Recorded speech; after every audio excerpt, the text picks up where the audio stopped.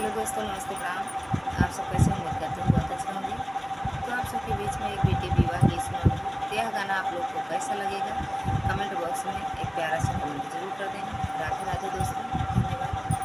चले जाऊ मोरे बाबा अवध नागरिया, राजा दशरथ जी के द्वारे हो। चले जाऊ मोरे बाबा अवध नागरिया, राजा दशरथ जी के द्वार हो। राजा दशरथ जी के चारी बेटौना, चारी बाटे कुमारे हो। राजा दशरथ जी के चार बेटौना, चारी बाटे कुमार जी।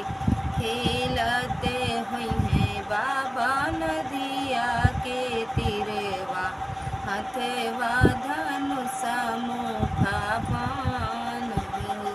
खेलते हुई हैं बाबा नदिया के तिरवा, हथवा धनुष मुखा पान हो। उन्हीं के मोरे बाबा तिलक चढ़ावऊ, उन्हीं से रचा मोर बियाह। उन्हीं से मोरे बाबा तिलक चढ़ावऊ, उन्हीं से रचा मोर बियाह। चारी भैया मिल वेद पढ़तु हैं, मोरा हरि पढ़ेला पुराण हो। चारी भैया मिल वेद पढ़तु हैं, मोरा हरि पढ़ेला पुराण हो।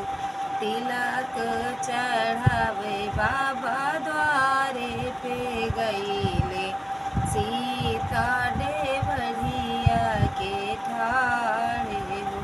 तिलक चढ़ावे बाबा द्वारे पे गईले, सीता देवढ़िया पे ठाड़े हो।